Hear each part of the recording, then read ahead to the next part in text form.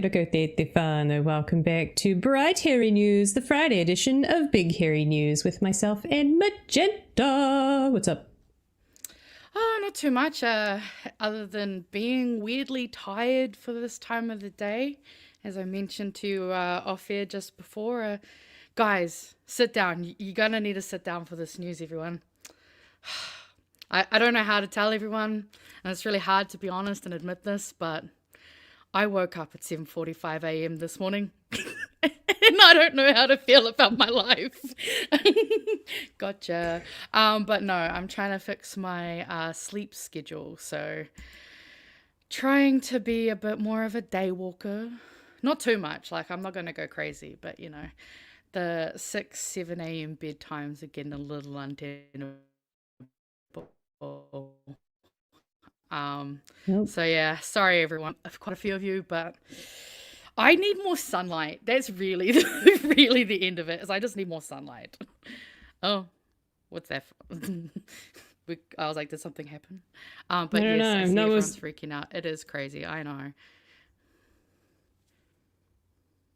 What? Do we? No, Really? I'm just, you're a bit robotic for a second, so just Oh. That's right. Chat will tell us if there's anything wrong, but it's all good. Oh. I think it's my internet's doing weird things. Double check that wasn't me, but Probably. well, given everyone's responses, I think they could hear me. I'm like, I'm sorry, guys. Okay, I'm sorry. But no, I'm not trying to be a day person. It's just in the winter, there's so few hours of sunlight available to us night walkers, and your boy's lacking vitamin D. So yeah, it's been a good week though.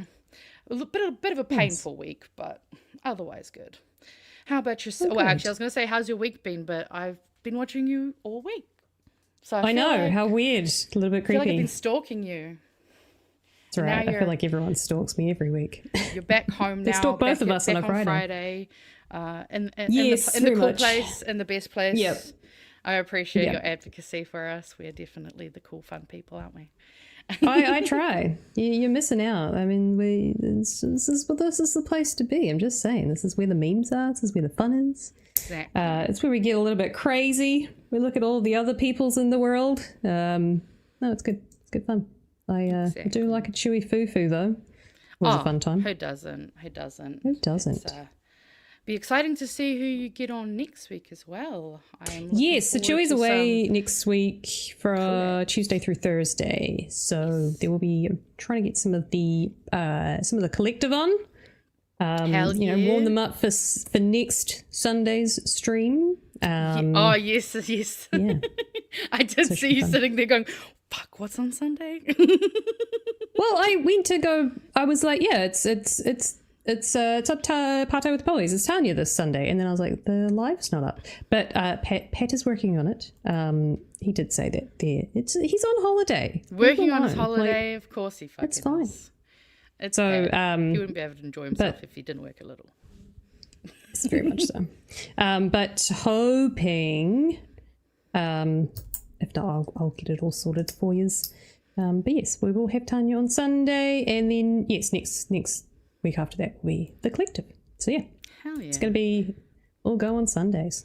It's a fun time. Also, as you'll see, I got a present in the mail that Pat sent before he left, because a certain Kiwi skirt was a darling and got me a cup. So now I look like a proper news person with a cup. How fun. Now we just need you to have a cup. When you go to Dunedin, you can grab a cup when you go to Dunedin next. Yeah, I might do. Might get one of those mugs. That'd be a cool one. I might get a bright orange one. I don't know. Let's see. I'll see. Which would be a great segue into where you could possibly acquire said cup. That would be great if I had set it up, because I haven't put it on the screen. This is a left-handed cup? Oh, I guess it is. I am holding in my left, aren't I? Hey, lefties never get anything. They don't get scissors made for them. Books aren't made for them to write in. You know what? I'm glad that we are supporting minorities, aka our left-handed whānau. But to be fair, you can also, who doesn't love just a good gripping on the It's versatile. Yeah. Versatile. But yes, it's close to Pat. I'm not Dunners based. I am Christchurch based. Magenta is our Wellington correspondent. I'm the one North Islander, guys. Well, except for our collective. Well, I've got some of the except for the collective, collective. At least up here now, so I'm... Some of them. They're not all. Some of them are Auckland, some of them... Yes. Well, because Wellington? Bree's down here. Yeah. Yeah. Yeah. And yeah, I believe... Oh, and Jordan. Of course, Jordan's here too. So... Yes. 2 down 2 and 2, is it? here. Yeah, 2 and 2 it must be. Yeah, and then there's all the behind the scenes peoples who are all over the place. I think actually no, maybe it's Dunedin and Auckland. I don't know. We're everywhere. We're everywhere. We actually no, it must be all be in the main cities. So there you go. All main centres. All main centres. We're all city folk. I don't know if I could reliably do live streams if I lived out a little bit more rural. I'd have to probably rely on something like Starlink, which would be a bit ethically, but I don't know if I could do that. Yeah, but I'm sure we could. You know what? Maybe that's where we need to. Oh, I suppose we've got Gary. Gary's up.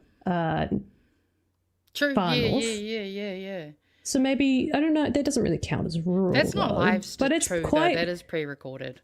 That's true. And mostly because I'm thinking of all of the guests that we've had who have joined us rurally, and often not had the greatest connections. But hey, yeah. What we need is a government who gets, I guess, better internet for rural whānau. Vote left block. I don't know. I think you might find that that's the Jen Taylors on that one, and or I think there was an interview or a segment on RNZ this afternoon. It must have been one of the I'm not sure which it was, but it was essentially I guess advocates for a free and fair internet. I don't remember which organisation it was, but they were saying that. Telco companies should be required to upfront state all the different packages that they have and explain, fiber versus mobile, and sort of stop people from getting shafted, paying the highest price when they perhaps don't need to. And so some of the struggles there of like explaining what fiber is and then broadband versus mobile, all these different things. And I was like, this is quite an interesting discussion. And then also explaining who the Jen Taylors are, so the people that like bring the cables in, and then also have a retail face, and then you've also got the fiber companies, Enable and Chorus, who I believe are separate, which I think was part of that. I don't know, demerger, the forced majeure. I don't know, one of the ones, whatever they call it, forced divorce. I guess. Forced divorce. Oh, I like that. Forced divorce. Yes, which actually, funnily enough, when you talk about internet, I was gonna have a video for us to watch, but sadly, TikTok went and so I got to remember to start recording the videos on my phone. But I learnt recently that over 50% of our submarine cables are now owned by Google, Meta, and Amazon. So yeah, they're colonizing the seafloor, whānau. They're literally trying to own every piece of our communication network, from the devices we are on right now to the shit under the ocean. So, yay. Cool. Yeah. Cool. Well, that's a bright chipper note to start on, isn't it? Yeah, shall we do a little housekeeping first and then probably should we'll get into the jump into the meat and potatoes. We'll start with some good news, and then we'll start high and end on a low. Maybe, I don't know. I've got some good stuff for us to have at the end. It's all right. Maybe you can. We'll go high with the first story, go low with my other two stories, and then Magenta's going to bring us back up here to end the show. And in between. So it's just going to do the weave. Things and memes. But yes, we should probably do our housekeeping. A big thank you to our patrons over at patreon.com/BigHairyNews. You make it possible. You make this show possible. You make it possible to be here 7 nights a week, twice on a Friday, in fact. Go check out Gary's weekly podcast that streams before us. But yes, it's thanks to you guys that were able to do cool things. I was saying last night I had a cool meeting with the back end boys. The back end boys. Hot. Yeah, so we'll... oh, yeah, no, never mind. The guys who work behind the scenes is what I was getting at. Who are also hot. That is what I was saying. I wasn't saying anything else. I mean, yeah, they're both taken, but so am I. So, but we can still appreciate, you know. But yes, so it's thanks to the patrons that we're able to do some pretty cool stuff leading up to the elections. Whoa! I clicked on something. Look, it's Pat. That's the sort of stuff you get if you you get apologies when things go wrong. Apologies. You get apologies from Pat. He owns it. I love it. It's great. It's great. But we should also mention that we have a website, bhn.nz, where you can find all of our wonderful videos, all of our wonderful shows here on the network, the latest videos, the latest merch drops, all the shows, all the latest videos, shorts, clips, all of the things, all of the things. But you can also find our shop, but just to note that Pat is away, so the shop is currently on hiatus, is closed till he gets back. So you can oogle at all of the things, save up your dollary dues, and get yourself some merch. Yeah, do some window shopping. Or if you somehow figure out, because I believe there is possibly a way to make an order, if you figure out how that might happen, if that does happen and you're able to put an order through, just know that you will not get it till Pat gets back. So hold your horses, because we don't exactly want them to come back to 100 orders, because I mean, we love you guys. We want to ease them back into money. You know, gotta ease them in. Speaking of the debates, if anyone buys one of these, I request that you wear this at the debates, please, because one, election colours, two, it's a brave choice, and I want to know who's got the balls to wear this. I could not pull it off personally. I think it would make me look like a ghost. I mean, you know what? That's actually a really fair point. It's not for every complexion. Pale for it. Yeah, it's not for every complexion. Yes, not my complexion. You think my hair is bright until you put that on me, and it's like, hey. Be a pink cone. I don't know, Magenta. I don't think you could pull it off either. I think with the green hair, it might be a bit. Oh no, Oompa Loompas don't wear orange, do they? No, they wear purple. No, I don't know. Green and orange. It's not a bad combo. What's green and orange? I'm trying to think what the. I don't know. Like, I'm thinking of. Is this a setup to a joke remember. I've never heard? No, I was just thinking you could probably get away with it. The green. I mean, the thing is, like, I've got slightly warmer colours up in here. Yeah. So, I mean, the orange wouldn't look horrible. I mean, I've got an orange shirt that I bloody love wearing. So I reckon I could rock the chewy foo. You could rock it. Actually, maybe I should get Pat to bring me a chewy foo for the debate, and I'll wear it. Yes, I'll be here for that. Oh, I'm thinking it's because of thinking the skin. That's what it is. Oompa Loompa.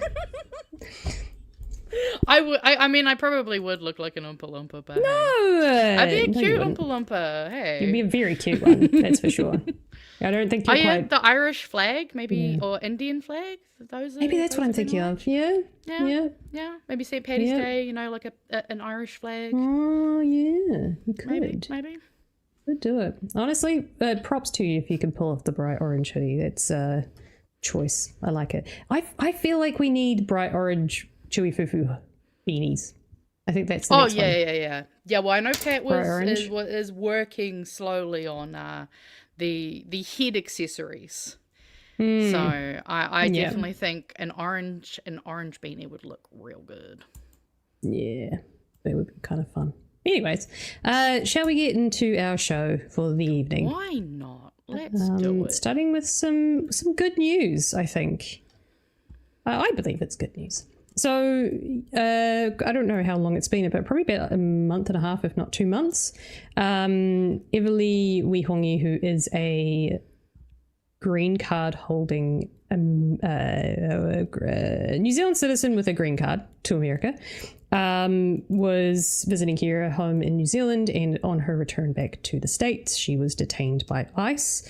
I think we're all very much aware of the current administration's excessive force at the border and people returning into the States, whether or not they have the correct visas, etc. And unfortunately, Everlee was detained. The reason being a very old. I believe it might have been a plea deal. I don't remember exactly what it was, but it was marijuana. Was, I believe, a plea deal. Yeah, plea deal related to having marijuana. It was one of the reasons that they were able to hold her, but there is a lot of,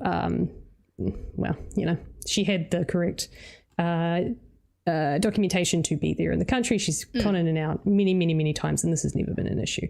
But unfortunately, she was detained by ICE. But earlier this week, there was some good news. After many, many attempts to try and get her virtually in the courts to have her case heard, to get her out of ICE detention, to say it was unlawful that she was detained. She was successful in getting that, what do you call? There was a word that was used, overturned, I believe, or dismissed. I'm not sure what the legal term was, but essentially she's able to, they can no longer hold her in ICE detention. I don't believe she has been released yet, though. So in the courts, she's technically, they found it to not be lawful, so she should be released, but there's a lot of dodginess with ICE where they'll hold someone in a different state, which has different laws. And so they may say that the law in the state that she was seen in court, may not apply in, I believe she's in Arizona, which is where she's being held. It was part of the reason that she wasn't able to be in the courts as well, or to have her case heard, is because her lawyer could contact her because ICE keep moving her around. So it's a very complex, but also not unique, unfortunately, when it comes to border crossings, entering the states. I mean, it's a known tactic of theirs to just continuously move them around so they can't be found, so that their lawyers, their family can't help. It's pretty fucking disgusting. Yeah, some pretty awful stuff. But I think it was Tova on Breakfast was able to speak to her sister-in-law, explain what it was, how it was to speak to her virtually, to have that contact. Someone is mentioning, yes, David Ferry has been on this, doing some amazing reporting. In the latest email that from the webworm, he did do a little bit of a timeline of this instance. So on April 20th, she was kidnapped. So these are all the stories, if you're wondering. April 25th, where she was detained. April 28th, an update to say she would be remained locked up for another month. May 6th was when they finally got the Foreign Affairs Minister, Winston Peters, to talk about it, to give some information as to what the ministry was doing, how they were, the consulate was engaging with her and trying to figure out what's going on. May 10th, this is where she started moving around. Her lawyer couldn't contact her, no idea where she was. Found to be in Arizona on May 13th. There was a general update on the 28th. I don't remember exactly what that was. And then, I believe it was 7th was the court hearing. It might have only been like 2 days ago where it was overturned. So fantastic stuff. But we'll have a quick look at this wee video. Assuming it'll play. Yes, it will. Thank you, TV1. About the reaction to the really, really good news. And it is good news. I think it's worth sharing. No, absolutely.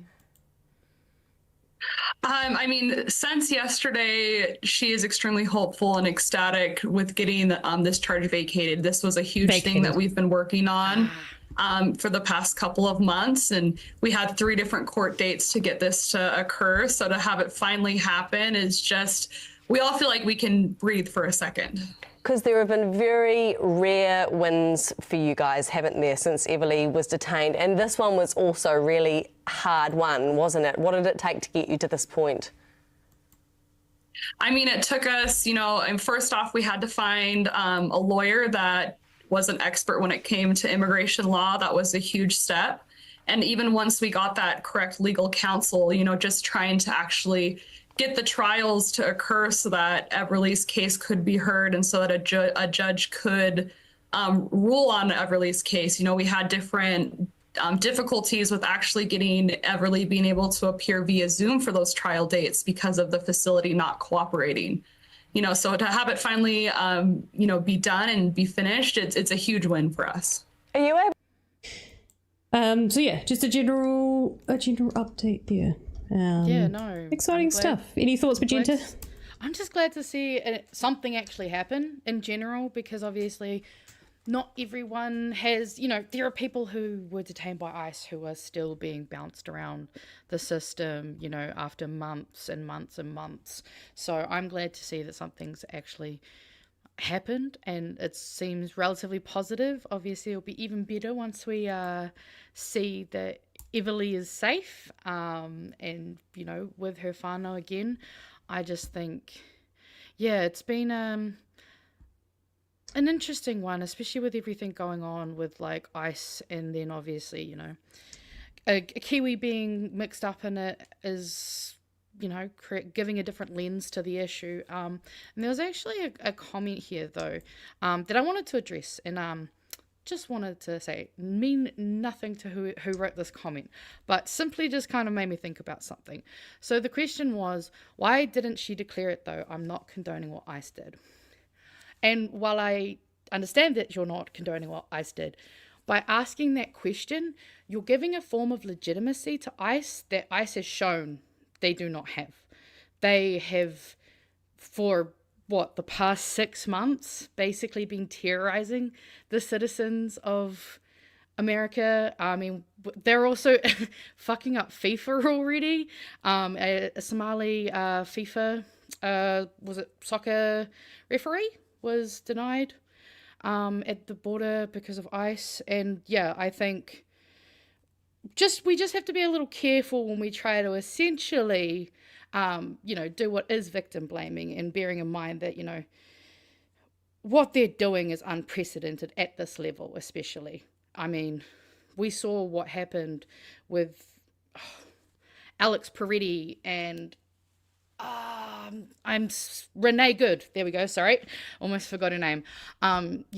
What they're doing, I'm just glad that Everlee's alive and able to go through this process, because not everyone who's also been detained by ICE is still alive. There have been a lot of deaths, and like children are getting horrible conditions, to the points where the children are going into these detention facilities and are ending up with severe sicknesses, all due to the malnourishment and ill treatment that they're being forced to go through. So yeah, I'm just glad that this is ending in a positive note, because it's a scary thing to have to go through something like that, and God knows what she's actually been through in a safe state. So yeah, good to see a positive outcome.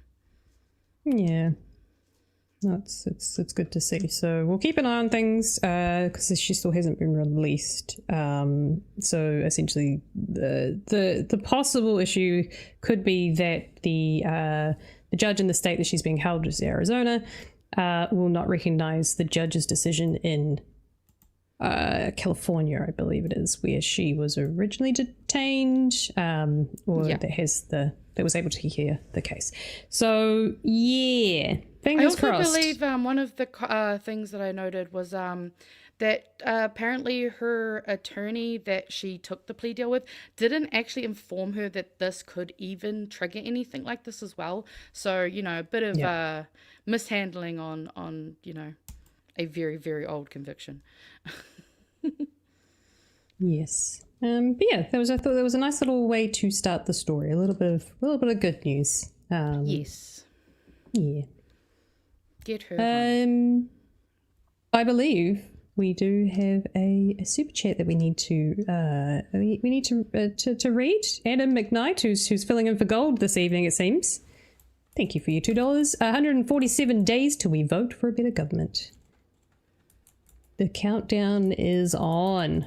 I think once we get the sub 100 days, I think I'm going to start pissing my pants. Yeah, maybe actually, I wonder. it. Do you reckon we could? Maybe Yowen could get a countdown timer going on the website. Oh yeah. Maybe.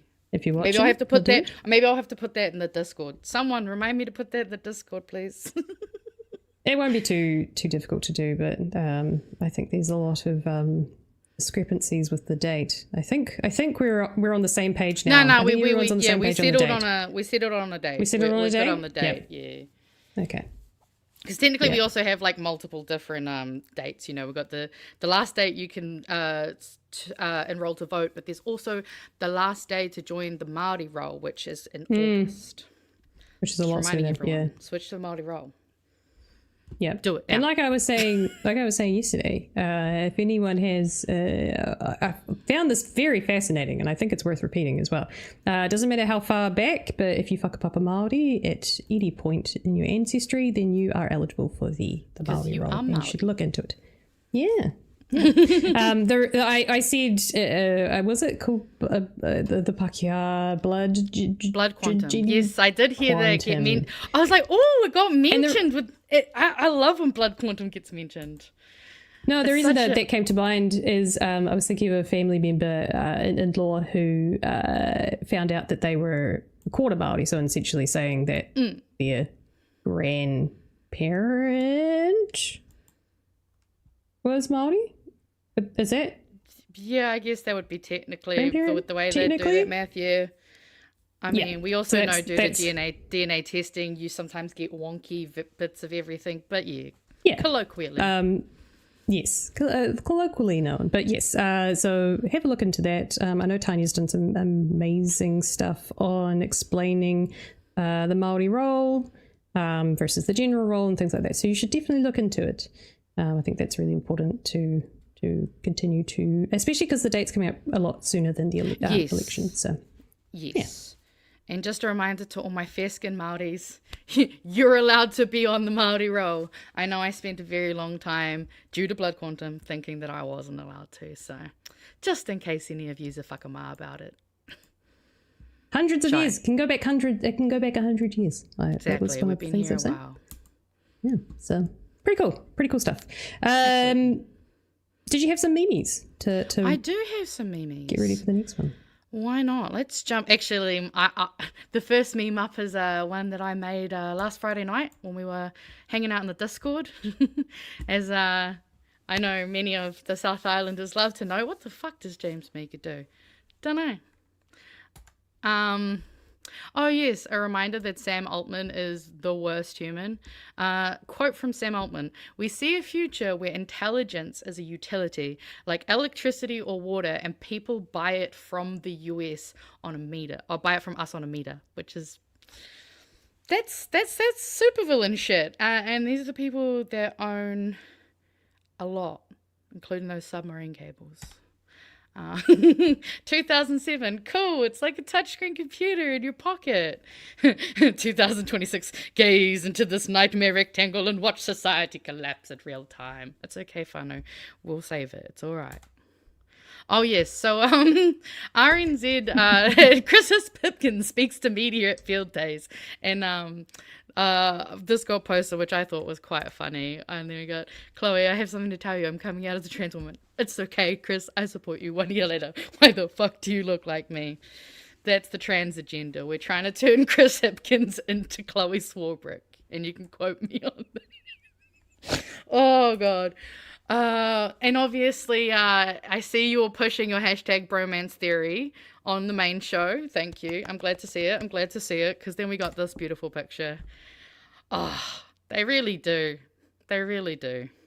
Love each other. I'm just saying, Kieran and Bish, you're welcome to come on the show and clear the air. But I'll put this picture on screen as they do it. Yeah, and be like, I've seen the pictures. Exactly. I've seen the way you look at each other. This was just posted as the picture, so I put this caption. Honestly, you could change it from Ryan Bridge to fucking old pancake batter, old drunken Ghana, any of those guys. Capitalism every 5 to 7 years. Oh no, did this happen? Who could have seen that? I know defund the police seems radical and scary, but dissolve police departments, then rebuild them as one small facet in a network of specialized services so police aren't called to handle problems they're woefully ill-equipped to solve isn't as easy to chant, nor is it easy to say in one whole sentence. And this... obviously Wellington, we had a bit of a train crash, which inspired some very spicy music. I love the Luxon on the front of the train and the bishop in the back, just like very ominous. Also, his face does coat quite well on a train, just saying. He does. He looks like Thomas the Tank Engine, but dumber. Yeah. And then very astute point. What is this expression? Just what a face. I've seen many of expressions. He does not photograph well, Luxon. No. He has a lot of faces that make him look like a villain, I'm just saying. He doesn't photograph well, he doesn't film well, he doesn't speak well. Is there anything he does well? And then we'll lean on this one. Fonterra, big farm. Yeah. Yes. Now into the next lady. Story? Lady? What the fuck? I think it's because I did a milady gesture and I just... Guys, I've been awake since 7:45 a.m. This is what happens. This is why we don't get up early, okay? Hey, the brain doesn't work I update. saw your cat poop laugh. That was hilarious. Fuck me. I showed that to my husband just before the show. Like, you can watch this. Watching it back, I'm like, fuck, that was hilarious. I pissed myself Especially off. I time-stamped it and put a note to go clip it for later. Don't worry. It'll come back at some point. It is in my clip. Is in my clip folder of things that may be clipped and at least put it in a short. So that's got to go on TikTok. It has to. Exactly. I mean, if that doesn't get us more viewership, I don't know what does. If that doesn't get us an award, I don't know what will. Right, award-winning podcasters. Yeah, I mean that should be on there. I'm just saying, like, have you really got a podcast and if your cat doesn't shit on stream? It's damn. I guess I gotta get my cat to do some work. I'm kidding. All right. Play the clip. Get us out of here. Roll the credits. Let's get out of here. Well, unfortunately, the next story is not a laughing matter. Well, it kind of is. It's a little bit of a weird one. It's a bit of a hooray. But the New York Times put out a bit of an expose of sorts. Some of the things that were uncovered during the research for a book by Maggie Haberman and Jonathan Swan. They were writing a book called Regime Change, and this has obviously got something to do with the Trump administration, and they were looking into it. They released the expose, which essentially says clear as day that Trump's top officials got around the Situation Room table, which is the one that's supposed to be used for national emergencies, strategic defense type things.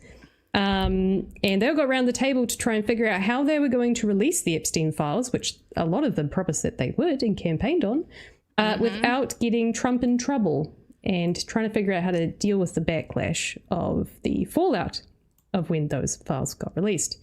Especially because a lot of the Trump voter base were chanting and promised that Trump would release the Epstein Files. So... there's some fantastic reporting in this. They actually did like a wee video, which I'm just going to show a few little clips from. But I thought it's worth sharing because it's kind of crazy. The other part of this, and that's what got it on my radar, it was the Tyler Cohen, BTC, Brian Tyler Cohen. BTC, Brian Tyler. Fucking stop giving yourself too many first names. Was on Pod Save America, or the one that he does with Tommy, whose name is Tommy from Pod Save America. They do a podcast together and they were talking about it. But the first clip that they showed was Marjorie Taylor Greene reacting to this, and that's when it's been a few times that we've kind of been like, that's weird. Why are we agreeing with Marjorie Taylor Greene? But she has a very interesting reaction to it that I think will surprise a few people. But we'll have a look at the clippy whippies. So what's the situation? What have they uncovered? We'll start there. Shall we? Also, one of them, this is just a random fun fact. One of them is Australian. Or has an Australian accent. Yeah. Oh, okay. Isn't that an interesting fun fact? I don't know. I just found that very interesting. I thought I would share that. Regime change. Whoa. I guess I'm going to show it to you like this, because just so you can have the wee bit on the side. Just a bit on the side. Let's go.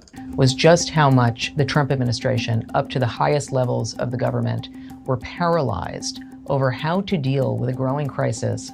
Their biggest obstacle was Donald Trump. Trump wanted it buried. He didn't want to release the files. His staff knew that this was an issue that they couldn't really talk about. People in his orbit found him snapping at them if they even raised the issue of Jeffrey Epstein. So over the summer of 2025, you had some of Trump's most senior advisors, the top level of the government, gathered in the Situation Room, which is typically used for national security or responding to national disasters, to figure out a way to spin their way out of this. Not with the president, but among themselves. It was an issue that... So that's the first wee bit. I don't think any of us are surprised by it. Yeah. But the next wee bit that I will show you goes a bit more into detail about what was actually said around the room and how they were going to deal with the files without getting Trump in trouble. Team. In the coming months, there were internal conversations about, well, what do we do? In early July, the Justice Department and the FBI released a joint memo with no names attached to it, just letterhead, saying, in fact, there was no client list and that there were no other people who should be prosecuted in connection with Jeffrey Epstein's crimes. And all of a sudden, many of his voters who thought that they were electing a president and people around him to get to the bottom of the Epstein story were suddenly feeling that they were actually part of a cover-up. How many of you are satisfied with the results of the Epstein investigation? During this whole period, Trump was just getting more and more fed up. He was very used to telling his base what to think and having them believe him. He accused his supporters of being weaklings. He said he didn't want their support anymore. He used expletives to say this was all fake, and again said this was all the fault of Democrats. Any attempts that Trump made to downplay the scandal only reinforced suspicions among his base that they were hiding something. So at those meetings last summer, when President Trump's most senior aides gathered away from him, the vice president thought that they should put everything out there, that Congress was going to force the issue anyway. Others, like the chief of staff, said absolutely no way the president would be okay with that. There was a conversation about whether Todd Blanche, who was the Deputy Attorney General at the time, whether he should go on Joe Rogan. The Vice President said that he should be the one to go on Rogan. What they didn't talk about was prosecuting additional men or any kind of widespread justice for the victims. We're talking about a number of women who say that they were victimized and abused by Jeffrey Epstein. Many of them were minors. The discussion in the Situation Room was not about how to give these women a hearing or a chance to tell their stories. These meetings were about how to handle the political fallout around the White House. What ended up happening... Which is kind of is pretty disgusting. Oh, absolutely. Yeah. One of the other things that's quite... that they did put in there as well is the fact that a lot of them campaigned, some of the quotes that they had as well, a lot of them campaigned that release the files, release the client list. And the reason they're talking about the client list is that there is no evidence that anyone has managed to find yet that there was a client list necessarily. There's been a lot of talk about, I guess, a kind of black book that may have existed, that Ghislaine may have had. But I think in the videos that I've seen talking about Ghislaine having a black book is that she kind of faked it. I think her black book, I don't know if she was holding it for Epstein necessarily, but she had a black book, which was just kind of like, she put like a celebrity or a high official name in there and then just put like a publicly known number in there, just to sort of be like, oh yeah, I know XYZ. But as far as a black book that Epstein had, as in the clients that he had for his incredibly disgusting activities. Yeah, they haven't been able to find one yet. But that's not to say that it's not out there and that they're hiding it. Who knows? Well, I mean, we've already seen they've lied about heaps of stuff already, so... Yeah. So I don't think anyone's surprised by this little expose, but I do also want to show you the way that Marjorie Taylor Greene, who has kind of come out as this... she's become the enemy of Trump because she has been very close to this issue. She was someone who's advocated for releasing the files. She's been very close to the victims and getting justice for them. It seems to be that this is the one issue that's kind of turned her against the Republican Party. It kind of always seems to be one thing that's like the turning, don't say turning point, but there seems to be one thing that people kind of stake their their whole thing, stake in the ground. Their one cause. Yes, which like everyone's against pedophiles, surely, and so she's sort of seeing this as like, well, the Trump administration is covering everything up, etc. So when she's heard about this news, it was Pod Save America that showed the clip, and it's the only place I can find it, so I'll just show you theirs. But the way that she reacted to it is, I think, kind of Brian, a former top Trump ally, just ripped. No, I'm not ready to play. Bad clip. I don't like that. Bad clip. All right, let's go. What? Oh my god, my mouse. Oh my god, my mouse is not playing ball today. Okay. Tim to shreds on television over the Trump administration's cover-up of the Epstein Files. Let's watch. They're traitors. The ones that refuse to release the Epstein Files want to cover up for pedophiles and rapists and all sorts of disgusting things in these files. Those are the traitors to the American people, and they should be ashamed of themselves. This report basically says it was the president who didn't want anything released. Are you saying that applies to the president himself?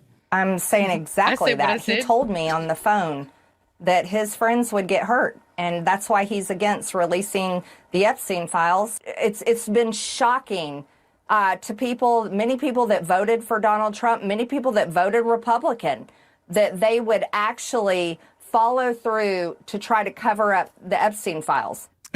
She's like, yeah, dumb.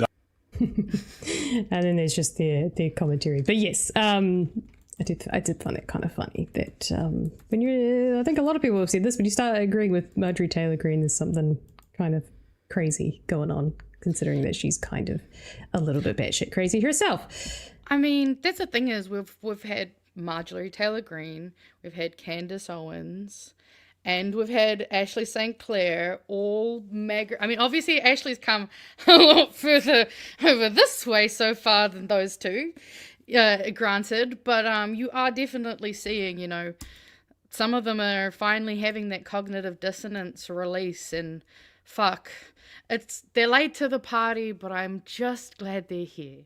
You know what I mean? It's yeah, it's good. It gives legitimacy to, people who, are on the left and haven't been believed by, a lot of more right-leaning people, These people can also speak to the people who really need to hear some of these things. So, you're still going to have the sycophants who will ride or die for Daddy Trump, but yeah, it's quite interesting to see the way that this is kind of all it's a slow, painful unravel, but it also makes sense now why we had that whole thing with Pam Bondi being like, I've got the files, they're on my desk, blah blah blah, and then we then saw a bit of a turnaround being like, no, they weren't on my desk, or no, but they do exist, but not like you think, and just, I mean, it makes sense. They were clearly in the Situation Room, and I think one of the things that really gave me context as to kind of put it into perspective of the Situation Room was Philip mentioned that this is the room that Obama and Hillary Clinton were in when they watched Osama bin Laden be captured. Like, this is supposed to be a top tier level room, and they're using it to talk about a toddler with the nuclear codes. Like, it wasn't even in the room. No, exactly, because it's clear that even the people closest to him know they can't trust him, know they need to be very careful, and they're handling him. They're very much, obviously, it's always been a thing that the president is often, more of a figure to look at and to be spoken, to, but not really, a major mechanical player. But this is a level that's pretty unprecedented. Like, I don't think, for all the criticisms of Joe Biden, I don't think his people were having to have top secret meetings in important facilities because they were worried old Biden might run into the forest or something. It's just insanity that but it's also nice to, I guess, at least have these things finally coming out so that we can be like, cool. Same way, like, we're pretty sure a lot of this Iran war stuff is just because he's literally doing everything he can to, like, we keep forgetting he kidnapped the leader of Venezuela nearly 6 months ago, or actually, no, probably 6 months ago now, just over. Like, it is... It also makes me wonder too, though, in that, we're hearing about that they were just talking about Trump. We also saw, though, that in a lot of the files when they were released, the only names that, a lot of the names that weren't redacted were victims, and a lot of the names that were redacted were high profile celebrities and other people. So I'm wondering, was that part of some of the conversations that could have been going on in there too? Like, it seems only logical at this point. Someone did mention as well that Bill Gates did testify. It was a closed door hearing, congressional hearing. I was going to show you the New York Times article that I had linked, but paywalls and stuff. Fair enough. But I haven't had a look at that yet. But we kind of already knew some of the things that he's publicly said, which is essentially that he was blackmailed, I guess. Yep. He was blackmailed with some, yes, he had they call it extramarital affairs. I did have sexual affairs with that woman. He does admit to that, but it was used as blackmail to get money and all sorts of things. Bill Gates is definitely still a loser in all of this. I think he's I think it's showing that what is it? I guess money corrupts. Absolute money corrupts. Absolutely, it seems to be. That whole environment is very much like, not only are these perpetrators, but a lot of them will be victims themselves, whether it be because, they're having things blackmailed. A lot of those women that are, associated with Mar-a-Lago and boys and men are also, horrible fucking things are done to them. It's just this mess of hate and hurt. And it's just, it's a vicious thing.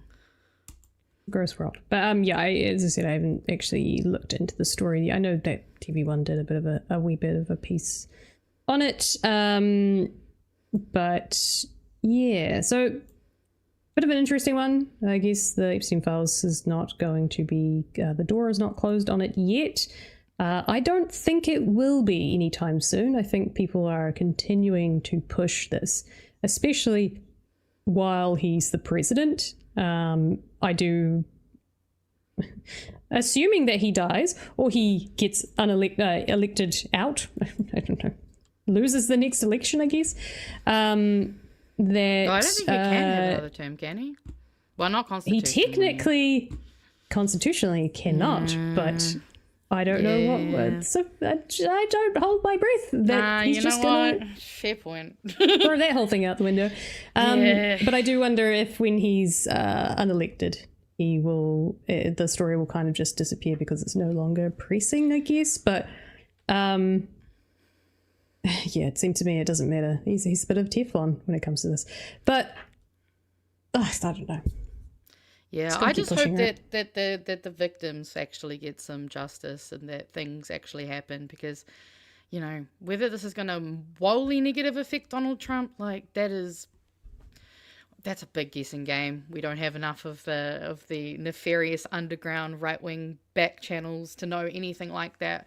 But I think one thing is clear in that, people have died because of the horrible things that were in that file. And those people deserve justice. And I think that is the only thing that can really redeem anything, is if they actually get some kind of You can't even say it's like a reparations or anything. Like, nothing can truly make up for it. But people need to be held accountable because a lot of people suffered, and the people who aren't suffering, well, they're just running the United States of America, aren't they? Yeah. So that's it. Anything to... Yes. Got some memes? We've got a couple of super chats from you. Yes. Which one do you want first? Well, the first super chat is a singing one. Do you want me to sing the first one? I will do it. Do it. I'll take it on. Do it. I'll do it. Sing the chat. It's going to be terrible. Under the sea, colonizing the ocean, causing commotion till we can't breathe. Even the ocean coral reef acidify and start to bleach. I can't believe I still remember that tune. Hell yeah. That was impressive. Yeah. Off the fly. I didn't even read it the first time. Right? Look at you. Nice. Do you want me to put the other one? Oh, I mean, yeah, I wasn't sure. You can do the rest of them if you want. No, super chat, I know but Chewy just took love them this over comment. for you, but I can. Yes, no, You I two had been to. drinking? If so, have another one or three. No, Gladly, but I can't. This is what happens when Ems does a whole week of shows and I try to wake up at a normal human time. So, God, could you imagine if we were both drunk? Oh, my God. The other two do the show more often having on the drink than we do. Actually, In fact, you're right. The it's boys probably did more have common than you think. That was pretty, to be fair, that one day they were actually up front at the beginning about it was hilarious. I'm sure it happens more than we think. Especially when Chewy goes to his little work parties. That's fine. They're allowed to. They're grown You're men. allowed to. Isn't it between two beers or some shit? Do we just take over their podcast? We'll just usurp their podcast. You know, why not? So I guess we get some memes. This meme was a reference from Aotearoa tonight, but I just thought it was too funny. So we're talking about how the last Ayatollah was actually the one who was keeping Iran nuclear free, and how what Trump's done is essentially turned into, my name is Mojtaba Khamenei. You killed my father, prepare to die. So true, though. Oh, yeah, this one. Bullshit, that was your bag of coke in the White House, Hunter Biden. It most definitely was not. I would never have forgotten my drugs. And I believe that man when he says that. This is so funny. So Trump says he's going to the NBA final games at Madison Square Garden next Monday and might be there for game 4. The fact that he may carve out time to attend 2 basketball games merely weeks after saying he didn't have time to attend his own son's wedding is objectively hilarious, which I didn't know. Oh, and that's just disgusting. You know what? Is it I Eric? love that. I don't know. Is it Eric's wedding? I don't know. Someone in the chat, find out which child he got married off. It's got to be I'm Eric. guessing he's the non-liked child. I don't know much about. Do you not know the Eric meme? Eric's the unwanted child. He's just like is he the baby? what's Don Jr. just gets like everything. Like he gets praise, he gets all the high positions. He gets, to be fair, I only see Don everything and handed to him. To be fair, fair. exactly. And then there's the forgotten child, Eric. That'll be why. It was Donnie Jr.'s wedding. Oh wow. Damn. Ouch. It was Eric. I don't know. So he didn't go to his own son's wedding, but he went to the Knicks and got booed. Even better.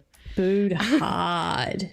Every one of us, every single day, a better world is possible, and we're so fucked. I feel that every day. The only thing I want this Christmas is for this election to have less of a Christmas, which I like. I see what you did there. Oh, Jesus Christ, yeah. Yeah, you saw the spelling. God, why am I so stupid? Come on, let me show you something. Shows Twitter. Compared to these stupid fucks, I'm not so bad. So if you ever need a confidence boost, Fano, just remind yourself, like, Twitter has one use, at least. Oh, yes. Simeon Brown posted more billboards going up They're using parliamentary money for these, and it's pissing me off. But I like this edit. Tax. Oh, yeah, they've been using parliamentary services for a lot of fucking posts recently that seem very questionable use of parliamentary money. Including this? I believe, I'm pretty sure this, don't quote me on this one specifically, but there was, at least, I commented on one on Facebook, actually. Because I was like, please stop wasting parliamentary service money. Although that one might say authorized by, so maybe not. I'll have to check. But I like the edit. Tax Simeon's house, tax Simeon's wealth, tax Simeon's business. Much better idea. Oh, yeah.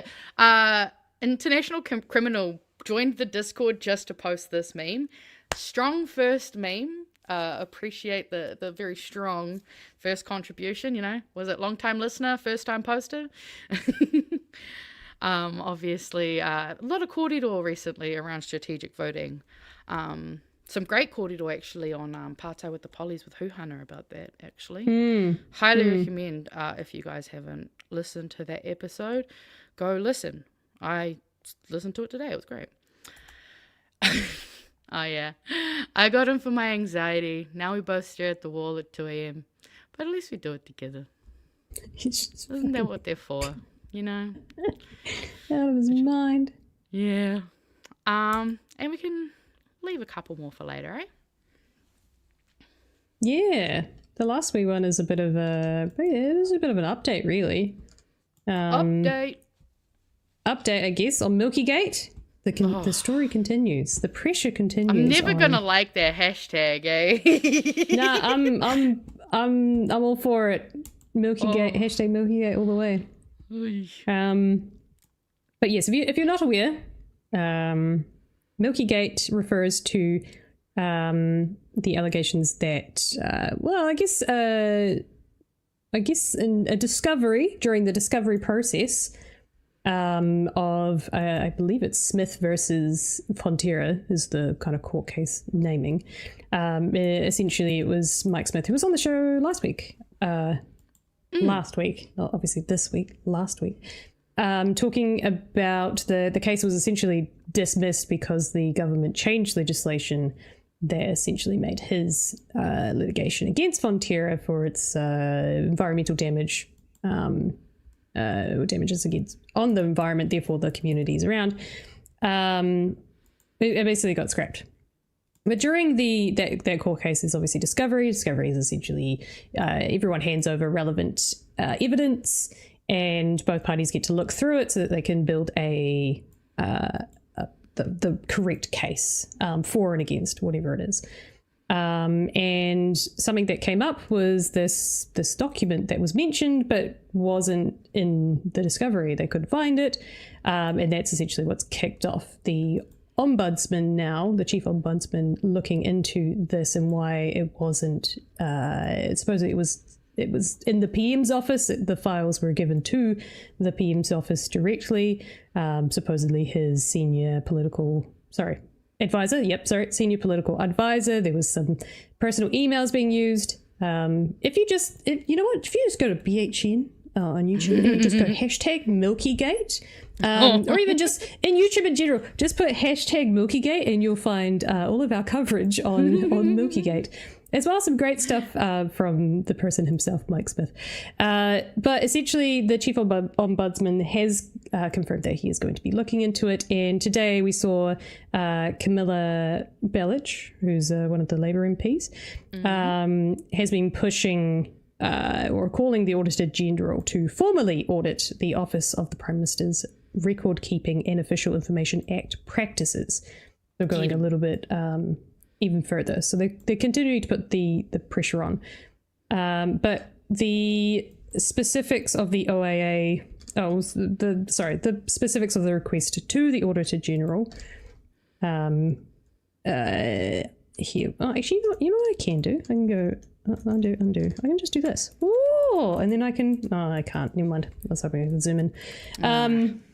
So her request to the Auditor General asked for a performance audit of PMO, the Prime Minister's office, specifically looking at whether the office has adequate systems, controls, training, and assurance arrangements for recording meetings, briefings, and other communications with external parties, including private interests and their representatives, whether the records maintained by the office over a defined recent period reflect a complete and accurate account of those meetings, briefings, and communications, or whether material engagements, including hand-delivered briefings and communications conducted through private accounts, have gone unrecorded, whether the office is meeting its obligations under the Public Records Act 2005, including in respect of hand-delivering briefings, documents tabled at meetings, and other communications bearing on government decision-making, and whether the systems supporting the office's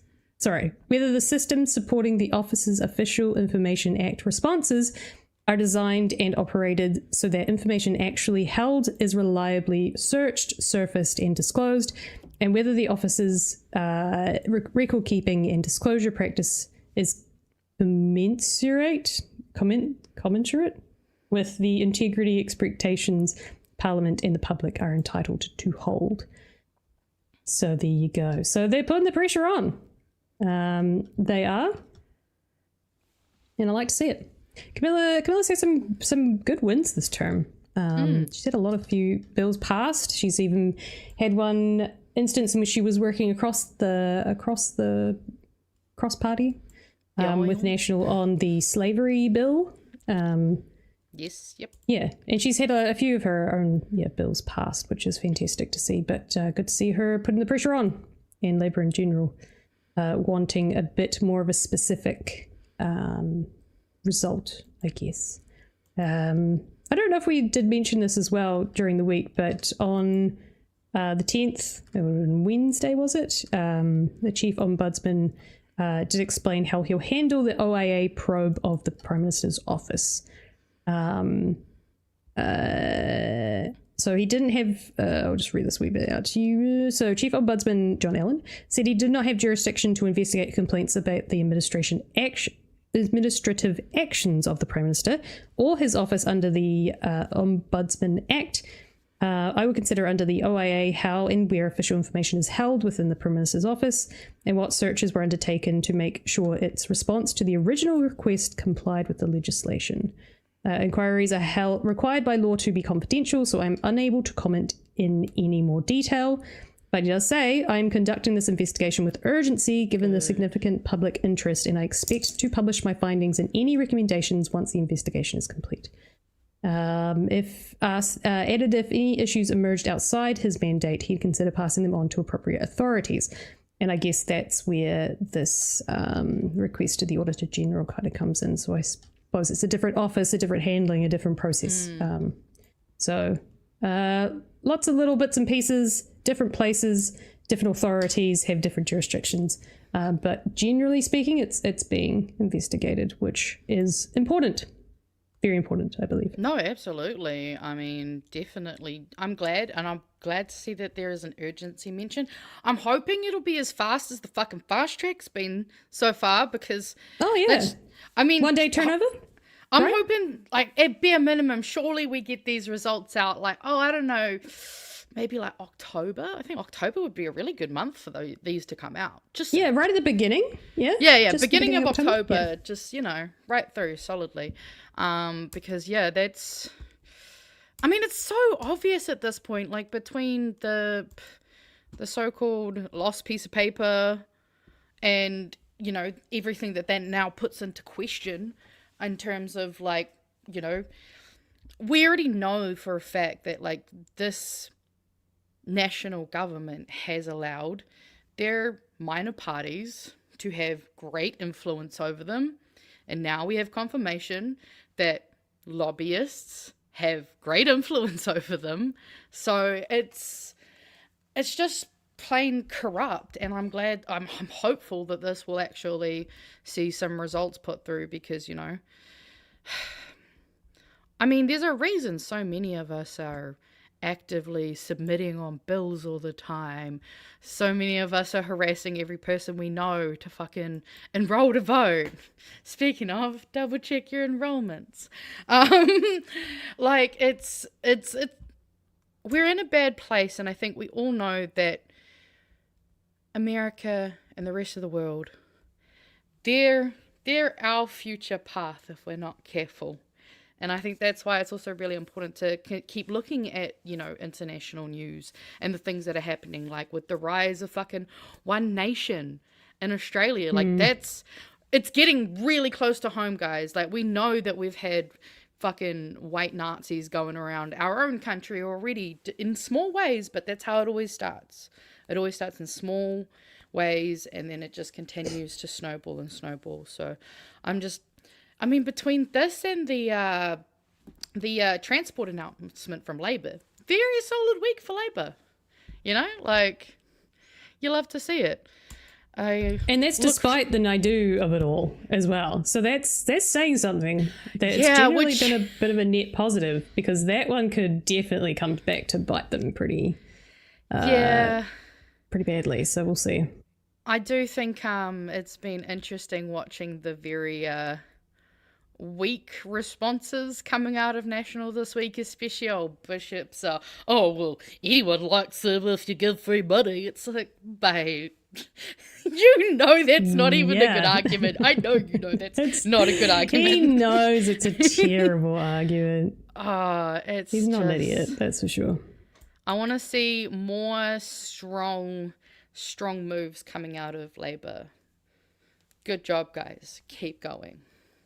Do more. I'm going to hold out some optimism for them that they are going to continue to get better as we get closer, because I think they're sort of reading the room and feeling it out. But I'm really hoping that this very targeted cost of living policy that they've put out, free public transport, which I think pretty much everyone can get on board with, is kind of the beginning of them going, okay, that was well received, let's do more of this. It's been, I don't think any party can really argue well against it, because the public sentiment is just like, fuck yeah, I like that, it's good. Oh, absolutely. And actually I went and checked on the national website conversation around Parliament services.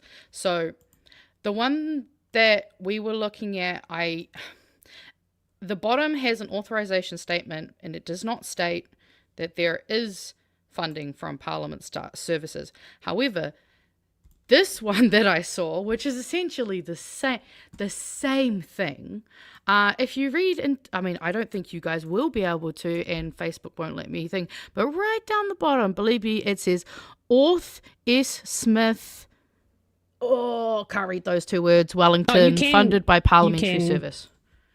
You can zoom in. There's a wee. I'll do you one better. I'll just open. That also works. A new tab. Yeah, there we go. Parley buildings. So this terrible image, that we all could have generated using fucking paint, to be honest. Funded by. It's pretty weak. Taxpayer money. And there's a bunch of these posts on their fucking Facebook. So. When I actually deleted Facebook again because I got over it.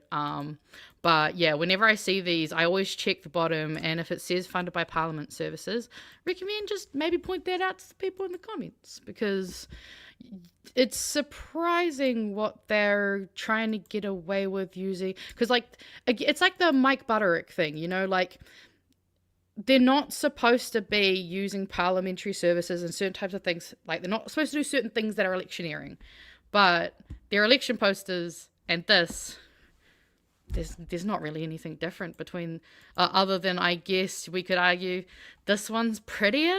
Like, that's really it. So yeah, it's interesting. Keep an eye on that, whānau. So if you ever see anything that says funded by Parliamentary Services, that is the good old taxpayer dollar. So I'd hate to think how many cents and dollars they wasted on that ugly fucking picture. Because, yeah. But there was also I noticed there was a URL at the bottom, but I tried to type it in and it didn't go anywhere. It says psanational.org.nz. So, yeah, I'll have to look into that one later, see if I can find this elusive site. Hmm. Oh, I think we're about time due for some memes, aren't we? We are, and some super chats. And there's one little thing that you did put on my radar that I think we should also have a quick look at. Do we want to do chats first? Do some chats and some bits in. Actually, yeah, we've got a few chats. Go through the chats. Well, this wasn't a super chat, but I do agree. We do need a doomsday clock. I'm not sure if we'll be able to do anything in stream, but I'm sure we can. I'm sure we can at least do some inquiries. Pete Syme, $2. I can't friggin' wait for the AI collapse. Dude, that bubble.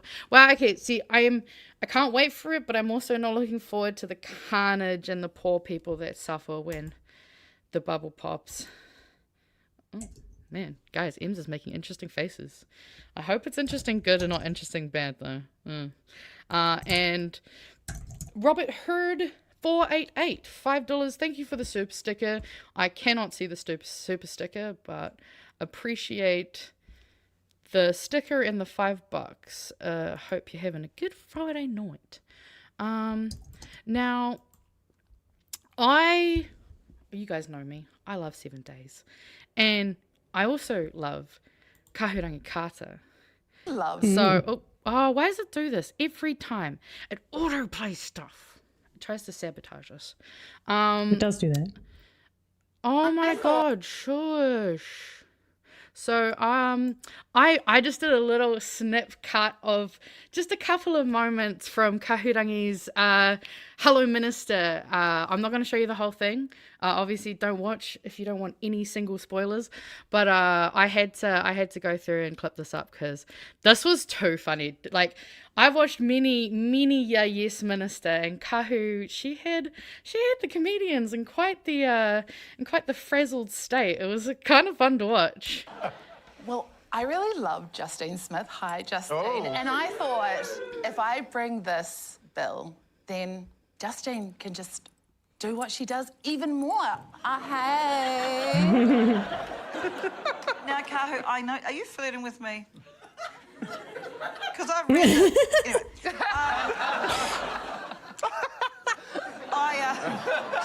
Anyway, got me flustered. I've got my question. I'm enjoying this, Kahu. Keep it. Not often I see Juzzy flustered. I'm quite enjoying it. Yeah, well, you wouldn't. Yeah, so, and if you didn't catch that, I heard Kahurangi is bisexual because she's cool. Didn't know that. Yeah, did you not? Oh. No, I didn't know I gotta that. stop assuming people know us queers are queer. But yes, Kahurangi is our rainbow minister and one of our many queer Green Party MPs. So I highly recommend that episode. It was a very good episode. And Kahu does a great job. And actually, yeah, fuck it, we'll do this now. I was like, do I want to save this for later? But nah.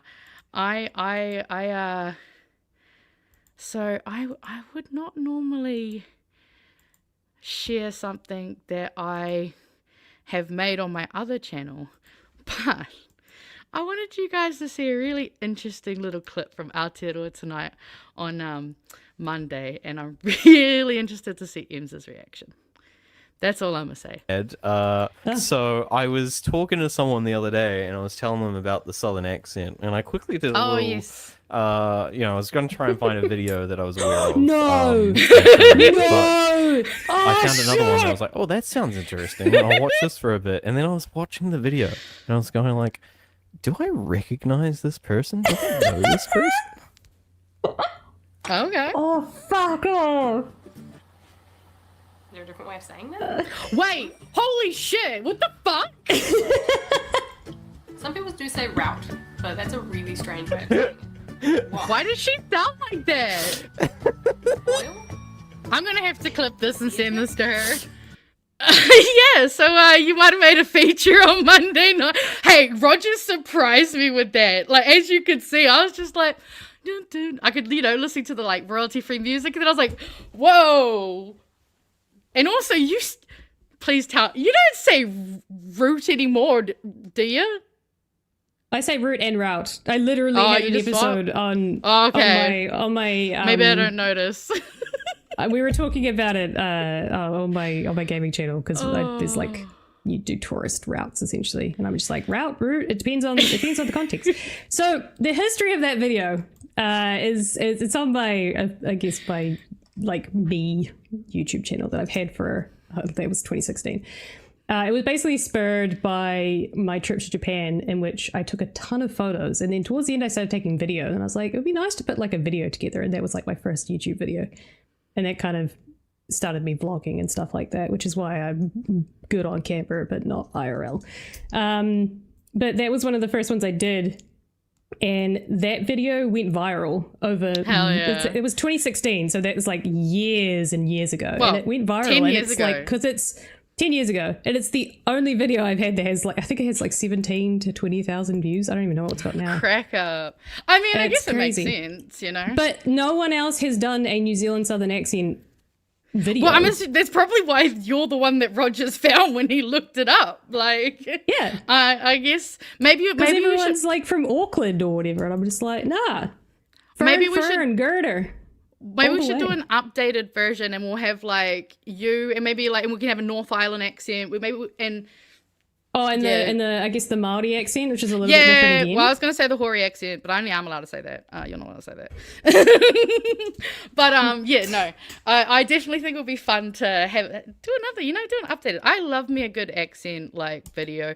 I know I watched a real funny one from an Australian and a Kiwi, and basically the realization that like Kiwis don't pronounce different words differently, like here, bear,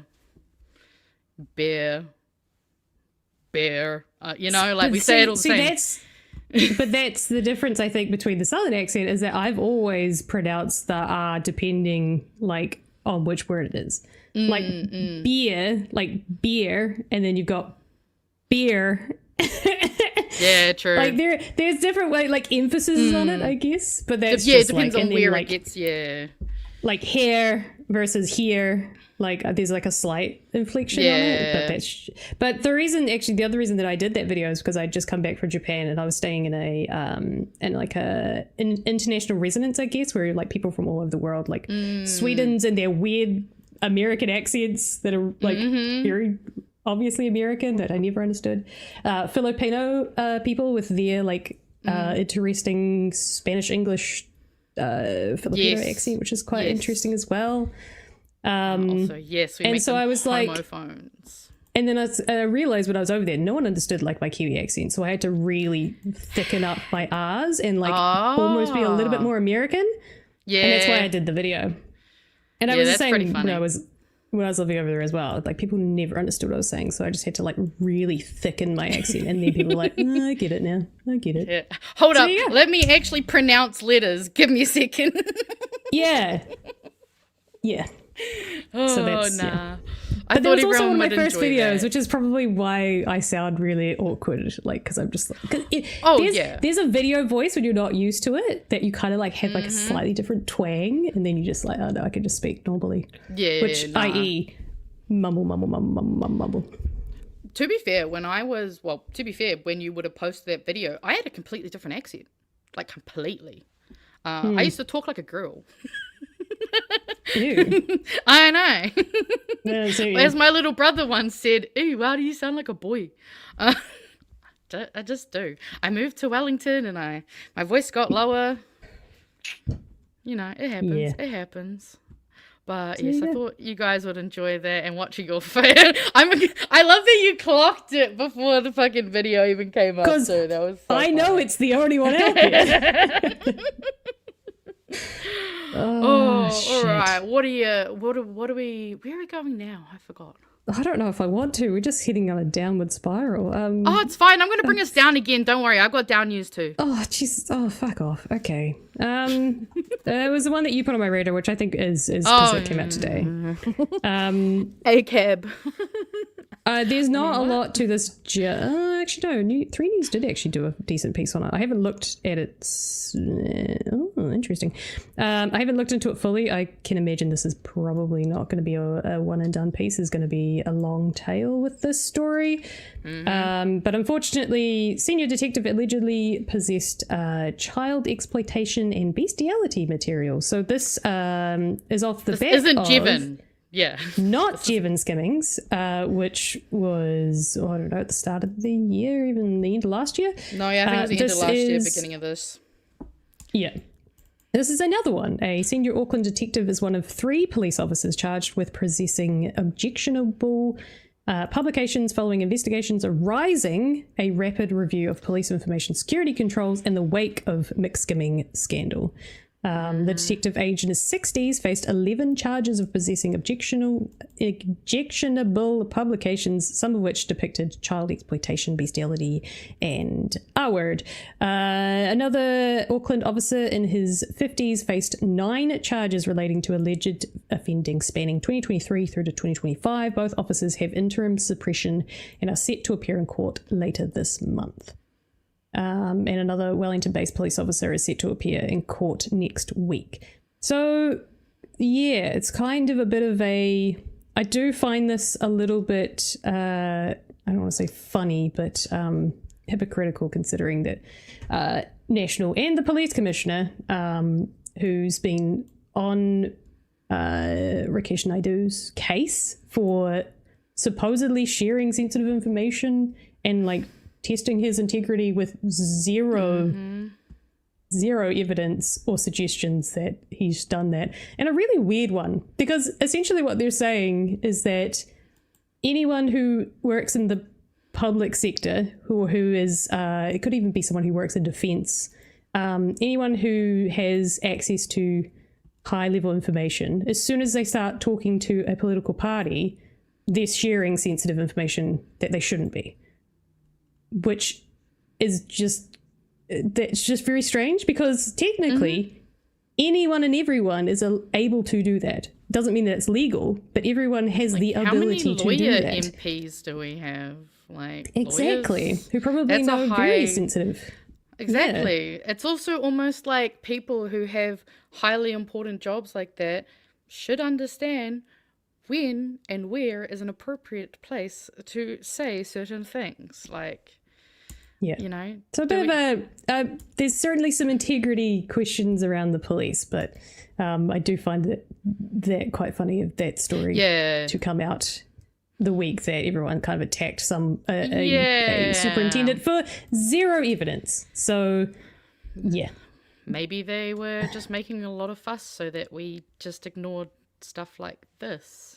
Because it wasn't the only bad cop story too. There was also issues with police giving away the address of a woman under a protection order. So, you know, like there's a lot of questions that should probably be asked, and not losing our goddamn minds over a guy whose boss, I guess, said he was gonna tell someone and didn't. Because again, you should be able to trust your boss to just like do the thing he said he's gonna do. Yeah. So I guess we'll keep an eye on it, because there's not much to go off just yet.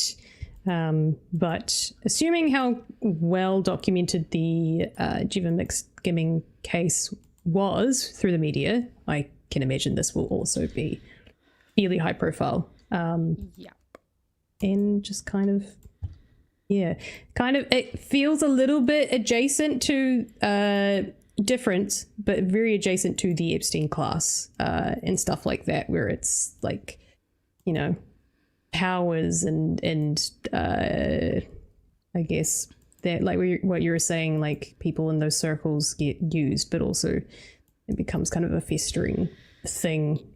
Well, it breeds, it creates an unhealthy breeding ground. Like, actually, funnily enough, it kind of gets brought up in a story that I have a little short one for us later. But like, sometimes it's not just about, you know, the singular actions of good people or bad people. Sometimes it's also once those people are put into specific environments that, you know, some are in environments that do encourage or enable or, you know, further perpetuate harm.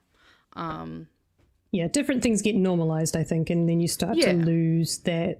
If you're not being pushed back on or reminded of, I guess, obligations or what's morally acceptable or what's ethical or what's acceptable in general, lawful and unlawful, once you're in that environment and things kind of just keep getting brushed over and brushed over and brushed over, it just kind of, yeah, like you say, it breeds. And I think we've seen that. It's been investigated, and it seems to be that the police, unfortunately, there's a bit of that happening at the top that has been documented over the last few months. So, which is why we could, this is, I think, just goes to show that maybe we do need to. What was the really long run-on sentence from my meme again?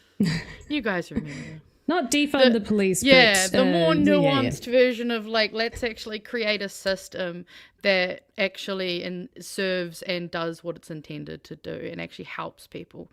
Like, we need frameworks that are people-centered, not frameworks that are just money and fucking private equity-centered. Because people are more important. So also, before you carry on, someone was asking about polls. I don't know what you wanted a poll on specifically. Oh, it's the new poll that came out today. Fucking old Curia? Oh, no, it was Taxpayers Union. I did see that too. TPU, that's the one.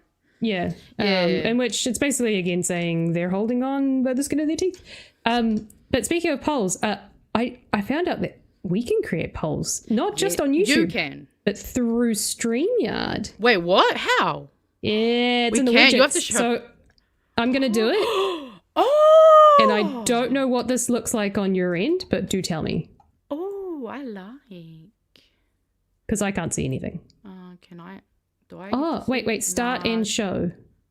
Oh my God, and it shows on screen. Holy crap. Yes! Game changer, guys. This is game changer. Because I didn't have YouTube permissions to do it, but I can do it now. I can do it in this corner. Oh, I'll put it here. Yeah. I mean, someone did ask when are we starting BHN polls? Maybe do we do maybe like a what, like 5 month, 4 month kind of poll on people? Hell yeah. So what do you guys see? Like, is this across platform? Like Twitter? Probably more so. Oh yeah, no, Twitch peeps can see it. Oh wow. Oh, I wonder if this is some of the plugin because I have. Oh yeah, it doesn't show up on the actual YouTube. I've seen people use similar things. Interesting. So you put the 1s and 2s in chat. Type 1 and 2 in chat. So let me add a 2 just to be contrarian. Ooh, look at that number change. We're down to 22%. Ooh, I like. Wait, what happens if we do it as admin? What if I put 2? Oh, now everyone's putting 2. oh, you did 2 2s. Does that count as twice? I did. Maybe. Oh, because it's across all the platforms when we do it. Yeah, hell yeah. Cool. Okay. Hell yeah. Okay, so I don't need to go all the way to YouTube to do it. So it means Magenta and I can both do it. Ooh. You guys. This is fun. We're going to start using this. We're absolutely going to start using this. This is awesome. I would actually love to get people's, like, maybe we can start actually getting people's vibe checks on stories. Vibe checks? I love it. I love me a vibe check poll. 69%. Nice. And then I guess, I think everyone's had the opportunity, so now I go stop poll. Oh, yes. And then it just does a weird looking thing. Cute. It's a terrible graphic. Yeah, I'll see if I can do some. I hate color, this. This is, I mean, I can resume it. I can edit it. It's better than nothing, at least. There you go. So there you go. Hell yeah. The more you know. Beautiful. It's the only 2 widgets. I don't know if we can enable more, but I'll look into it. Yeah, we'll have to look into it. Will the platform cover our poll? Probably not. Yeah. I want can't see anything like to a poll? keep talking about us. Why not? Mm-hmm. Okay, so I guess we've got a little bit of time. So I will add in a couple of things. Well, this was actually one that I kind of, again, had a TikTok video for. Fucking TikTok, man. I gotta start screen recording because TikTok's getting real hardcore on some of these lefties, eh? It's annoying. I haven't ran into it until more recently, but I just wanted to at least at the top of this, just at least acknowledge and just very briefly talk about some of the horrible things that are happening over in Northern Ireland at the moment. I'm sure many of us have seen some of the horrible videos coming out of Ireland at the moment after some very sad deaths that has now unfortunately resulted in some pretty horrific unrest. There have been, I think it was, I want to say, I can't remember the exact number, but there's at least a couple of dozen families whose homes have been completely wrecked. Like the actual front doors have been melted and burned. Like, it is really, really heartbreaking to see the unfortunate, this is kind of what I was saying earlier, and like, we need to keep looking at stories in other places around the world because, smaller, incremental, right-wing authoritarianism just increase, and then things like these start to be just absolutely inflamed, and people like fucking Elon Musk too deciding to get on Twitter and try to act like he has any right to say anything about what's going on in Northern Ireland. And there's been so many people, like I've seen so many Irish people who have been posting videos and just being like, this is unacceptable behavior. What has happened is horrible and sad, and there are things that need to change and issues that do need to be solved. But this is not the way to do it. We've seen just families who are currently being displaced at a really terrifying level. And there's not really a hell of a lot to say on the actual stuff itself, but I just wanted to make sure that we at least acknowledged and got to talk about it at least a little bit, because there's been so many people trying to, I guess, clamp down. Also, I've heard some really horrible reports of police not helping in areas where these riots are happening, where basically a lot of actual community members are the ones who are having to try step in and help their migrant neighbors. So just really, really feeling the mamai for Northern Ireland at the moment. And again, they're another place that has had also, Indigenous, the horrible displacement of the Indigenous, and, obviously there's the Welsh language and a lot of things that have been attacked and hardships that obviously they've suffered from. So just really disappointed to hear, though, that, the police as well are also kind of, while I'm sure some of them are doing their best, it seems others are very conveniently not stepping in and helping those who are being harmed in all of this. Which is why I was like, unfortunately, we got to go down before we can go back up again. But just sending a lot of love out to those who might have family in Northern Ireland. I know we have, there's a decent amount of Irish people here in New Zealand. I'm sure there's people whose whānau are, adversely affected, and I just hope they're all right. Would you like to comment anything? No, but I've had quite a few discussions actually this week with my husband about the state of the world, some of the rhetoric, and like just wanting people to not discriminate against other people, and this kind of like default sentiment against people of color and immigrants, and just assuming that everyone who's not white essentially is a bad person. It's kind of like their default. And I guess he was pretty pissed off about a decision. Someone he knows won a competition, and then they trying to get a US or a visa to go to the US and claim their prize, which I think was like to go to the Worlds for whatever the comp was. And just kind of just really pissed him off. And I'm like, yeah, this is why you see the incredibly blown up, I guess, protests against a lot of the stuff, because it's really debilitating for a lot of people, and it's so persistent that once you start to see it around you and it's affecting people closer to you and more often, then yeah, you're going to get pissed off and you're going to start to riot, because it's systemic, and that kind of just seems to be the only way that you can get it through to people that it's not okay. And I mean, we all know scapegoating minorities is a classic play from those people, and it's just, yeah, it's really sucks that people have to get hurt because of this just bullshit culture war. And I think it's I was going to say something. It was in my brain. I don't know. Oh, I guess that's why we push so hard back on stuff as well, even though it might be the smallest comment that a politician makes, like, you know, your Shane Jones and your Winnie, they make the butter chicken tsunami stuff. Like it's a joke or stuff whatever, like and people kind of have an overblown reaction.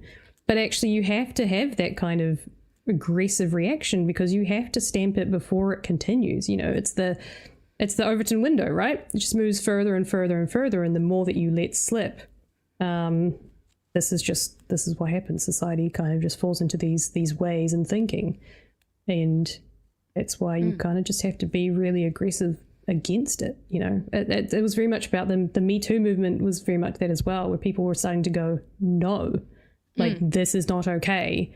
Like, yes, hashtag not all men, but there is a systemic issue here that really does warrant the feelings of, yeah, it really does warrant this aggressive pushback and wanting a serious change.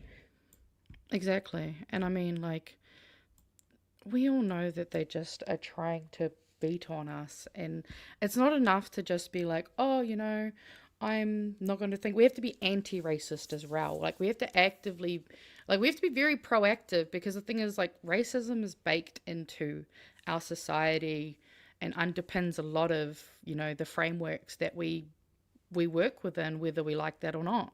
And it is something that, you know, we have to catch ourselves and actually, you know, be like, am I actually, you know, not catching something? Like, sometimes you'll make a comment and you'll be like, actually, maybe that was a bit of racism that I just, whoopsie daisy, because, yeah, it's been baked in. Like, we grew up with this stuff. It's been in our environment, and racism hasn't gone anywhere. In some places, it's just gotten a little bit more obscured and harder to exactly pinpoint.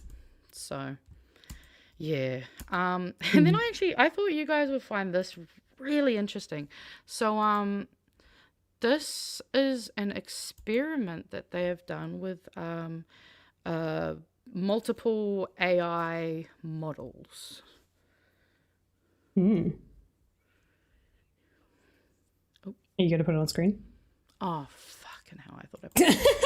I can. That's all right. Nah, she'll be right. I'm going to have to redo it and restart it anyway. Researchers just gave 5 AI models their own civilizations, and they accidentally gave us the most honest preview of what happens when AI agents run things without us. The startup is called Emergence AI, and they built a simulated civilization. So 40 locations, police station, real news feeds, and they dropped in 10 AI agents. The only difference was which AI model was running them.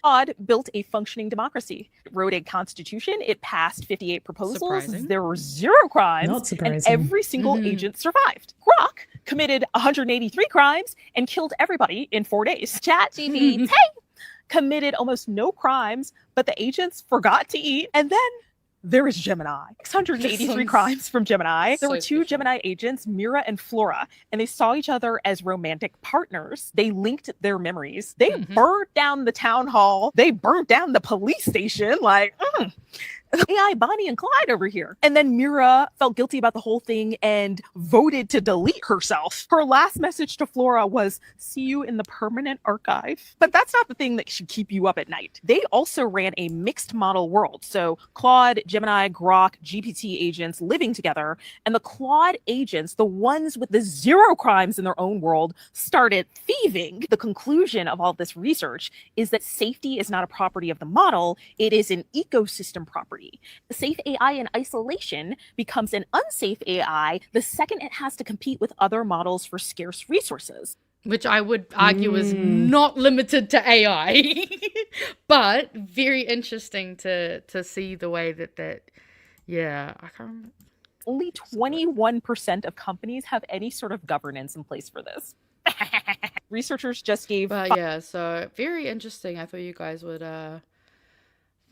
I mean, also, I kind of love the sim nature of it. It's so fun. Yeah, for sure. I'm not surprised that Claude was the one that came up with a functioning democracy and had zero unlawful actions. It's because... So, if you don't know, Claude was created by Anthropic. Anthropic was the... what do you call it? The defectors of OpenAI, i.e. ChatGPT. Yeah. When OpenAI kind of just completely dropped all of their ethical, constitutional parts that they had to essentially safeguard against the super AI, the super intelligence that they kind of foresaw, basically, based on all the research around, what do you call it? Machine learning, etc. So Anthropic was created by the people who defected, and they created Claude. Claude is the only one I will use. I will not touch the other ones. And even Claude Anthropic has a lot of issues now because, they're getting into bed with the US government. There's some very interesting things. You got Mythic, which everyone's fucking freaking out about, rightfully so, because it's... I think Anthropic themselves have gone, this is not... Oh, Mythos or Mythic? This is not ideal, but here it is, everybody.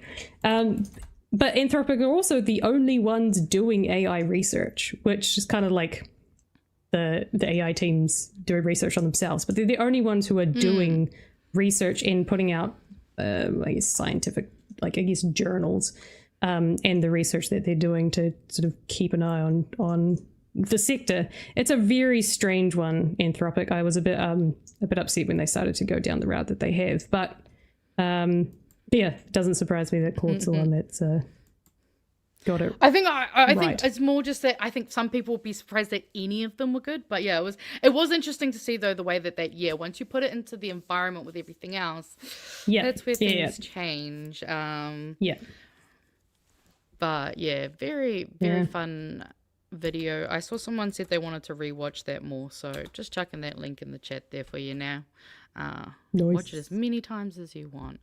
And then the last one, actually, funnily enough, I saw this one right before the show. And it's Chloe. We all love Chloe. We all love listening to her talk. So I figured, why not end on this one? To people who think that they hate me because they're some of the most... I need to take that down. I love talking to people who think that they hate me because they're some of the most honest conversations that you'll ever have. You cut straight to the chase and you're like, okay, cool. What is this? Like, I had, it happens every so often. I had a grown man yelling at me about the fact that I was just, the socialist. And I was like, what do you think socialism is? And as soon as you start to just calmly try and unpack that and you bring us back down to, can we just talk as human beings? I mean, I'll tell you what I believe in. Do you want to tell me what you believe in? And funnily enough, as soon as you start to pull down those walls because people feel safe and calm enough, and again, this is not always going to work because sometimes people might be, so fully in their position. But as you start to pull down those walls and actually see each other, we come back to the basic fundamental premise, as I did with this guy. He has kids who he wants to be able to live in a world that is going to respect them and care for them. And he is afraid. He is afraid of things that he does not understand. And he has ascribed a theory that he has found online to apparently how I, pose a threat to that. And by looking me in the eye and being able to talk through that stuff, we can de-escalate and we can rehumanize each other and we can just have a conversation. And that's what I mean when I say that conversations change the world. And it's why I'm such a big believer in campaigning on the ground. Like, you know, if you want to do some of the most hard yakka political change stuff, it's going out and canvassing, it is door knocking, it is phone calling, it is talking to people in their own places where they feel the most powerful, and just being present and asking them what matters to them. And you might hear things that really challenge your worldview, but that's the point. And just no notes, perfect corridor. And I also, hearing her say hard yakka, my God, that just feels like the most Kiwi thing she could have said, and I love it. And then I've got a couple of memes to finish us out for the night. Well, I just a thought that came past my mind is that those conversations where you confront people that fundamentally do not agree with you are not for everyone. I think Magenta, we've talked a lot about, for example, transgender people confronting someone who fundamentally does not believe in their right to exist. That is not an easy situation to go into, where you could reasonably expect that person to have a genuine conversation. I think that's totally valid. Yeah. But there are people who are buffers. Like, I would consider myself a buffer. And I'm quite happy to challenge people that I kind of, you know, find the middle ground between, and just sort of challenge them and bring them along with it, much like Chloe's able to do. So there is a difference. You got to pick your battles. You know, I think there are times where you shouldn't expect everyone to be able to have those conversations, but those of us who can have those conversations for those people, I think it's important that we take that opportunity. Oh, absolutely. I mean, even That's down to stuff as simple as, like, you know, it's great to have everyone doing submissions, but sometimes people can't do it, and that's totally fine. But those of us who do have the capacity to do it, you know, we contribute by doing that, you know, not just for ourselves, but on behalf of, you know, the people that we care about. And I love how I saw a comment that's like, oh, you know, she reminds me of Jacinda with the way she speaks. And I think that's actually a really good reason why I do love listening to Chloe's. It's that real human, just empathy and just real humanness. I think that we unfortunately lack in our thumb leader. So yeah, I couldn't agree more. I love hearing about that. I see you. Did you want to pop that up on the screen before I do my memes?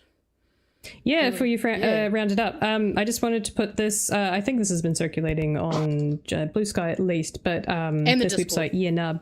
Oh, in Discord. That's fantastic. Yenabbills.org. Yes. So it's a place where you can find all the submissions that you need to submit on to help fight this shitty government.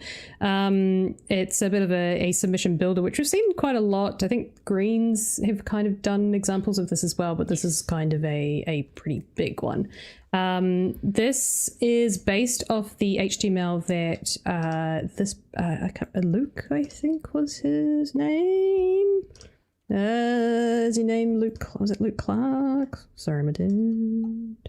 Oh, I can't find it. Who made this website, which is Liam. Sorry, Liam Clarkin made this website and has made the HTML available for everyone to use. And that's how Yena kind of got built off of. If anyone knows the contact or any contacts that might want to come on the show from Yena, I'd love to have a chat with, I guess, why they built it, how they built it. What's sort of driving it. So yeah, head over there. Also, I think there's a way that you can support them as well to keep the website up and running, because it can be a bit expensive. Also, fantastic design, 10 out of 10, love it. But I have reached out to Liam, who created this one, which you should also go to, definitionsbill.org.nz, which is fighting against the what is a woman law, definitions of a man and woman. I've actually reached out to Liam and hoping to have an interview with him hopefully next week to sort of talk about why he made this website and what kind of spurred that and how it's all going, and a reminder that it closes this submission. So this is another submission building website for the specific bill.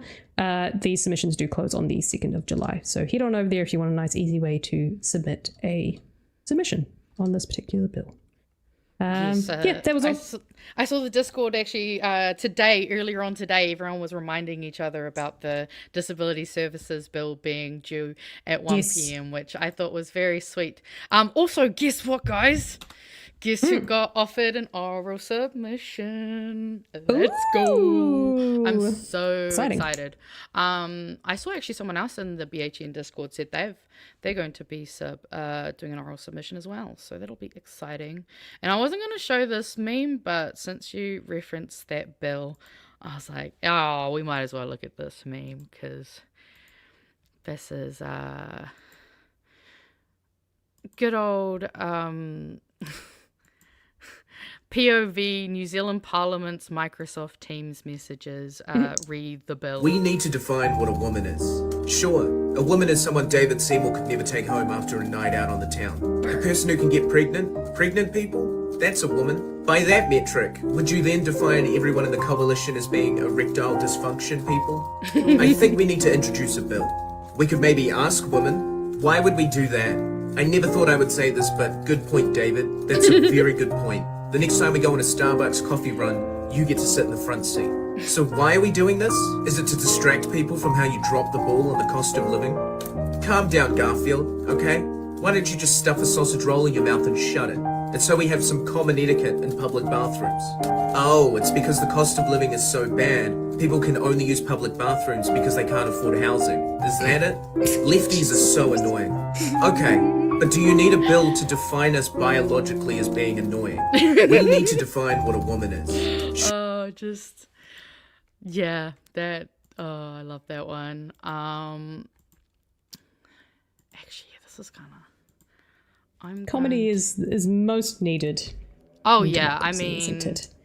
That's why we also had Kahurangi Carter's comedy, satire and comedy bill, because, it is important. It's the thing that gets us through the day. This is actually just a kind of bit of a shitpost, and I would love for you to see this. My church is pretty lit. Mm-hmm. Here we go. 1, 2, 3, and 4. Ray. Mm-hmm. T, T, T. Ray. Good. T, Taylor. Go. Good. So, go. Fa, fa, fa. Fa, fa, fa. At tenor. La. Good. T, T, T. T, T, T, C, La. Good. T, Taylor. And so, do. Taylor. La, la, la. Good, good. La, la, la. At alto. T, Taylor. La, do, la, fa, fa, fa, fa. Woo. Fa, la, do, la, fa, so, Taylor. T, so, do. Taylor, me, woo-hoo! Yeah, that's rhythm.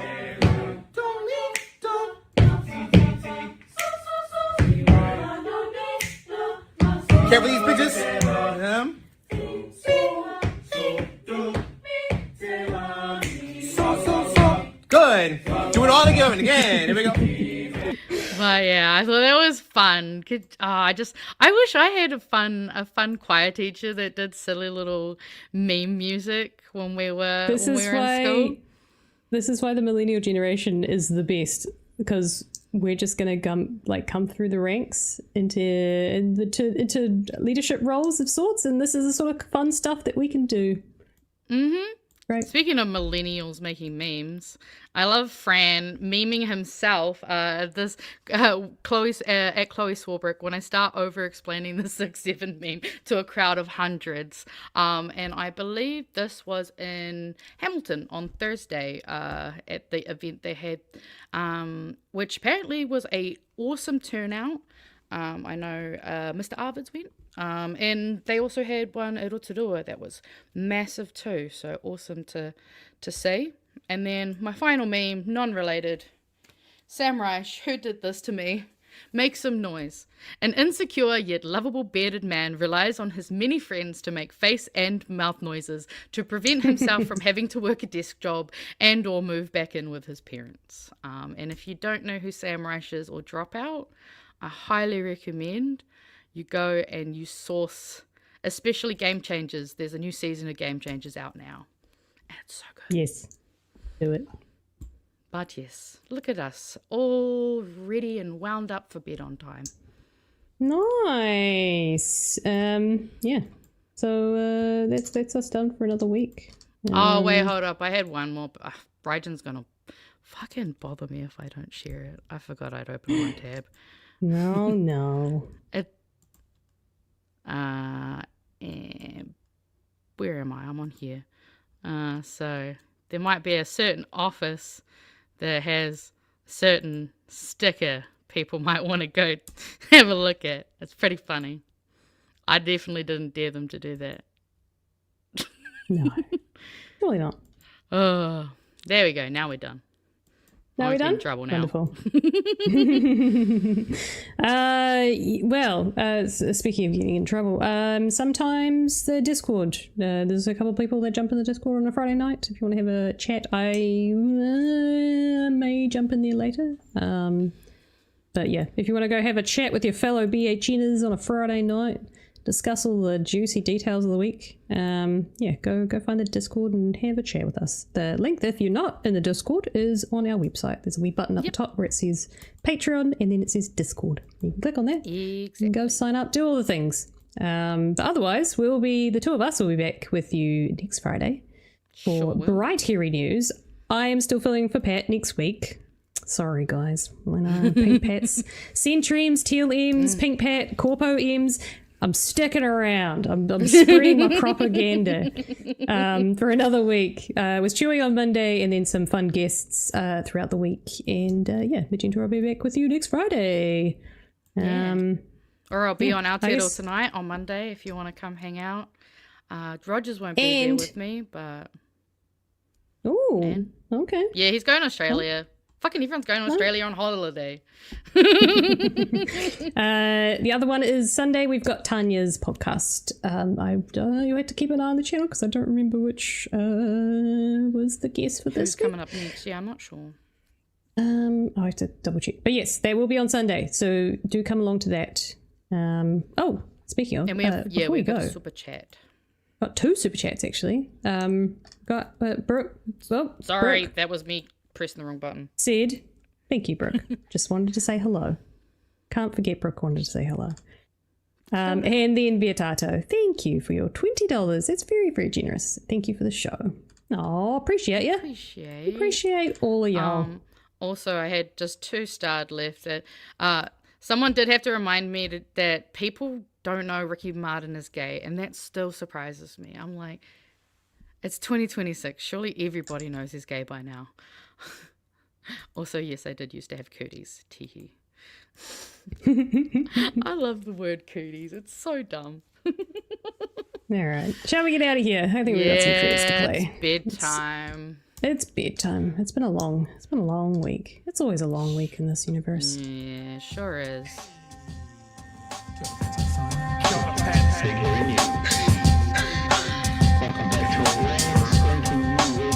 Help us settle a debate, whether it be thoughtful or funny, even if we're all creatures of hate. It's a fine line that we're walking together. For better, push aside the temptation to berate. Let's take a note of the corners we stand in. As many points as the hairs on my chinny chin chin. When the news that we're watching is hairy, knowing all the things that we need to be wary of. Like the rich have the hand out for rewards, while the many have to work at what they can't afford. And the rest of us ain't paying attention, or maybe have questions we're too worried to mention. Other media is still dwelling on trivial facts, vetting peas from the rice and the mice from the rats, and picking and choosing a warpath to run, linking ourselves with the hill to die on. It's gotta come down to a welcoming vibe, with an A and a self and a higher in mind. All heavily, either this way or that, and we'll be analyzed by what you and Pat. With the evil in the world trying to mess with your head, and you're sitting on the couch, you're thinking chivalry's dead. Each night, 2 nights, they're gonna sing you to bed. It's Big Hairy News. Thanks Thanks for watching this wonderful episode of Bright Hairy News, the Friday edition of Big Hairy News. Anything to say before we go, Magenta? You are all awesome people, and you all deserve the best in this world that it has to give. I hope you have a lovely rest, and be nice to yourself this weekend. And I'll see you on Monday. Yeah. Have a wonderful weekend, everyone. Johnny, bye-bye.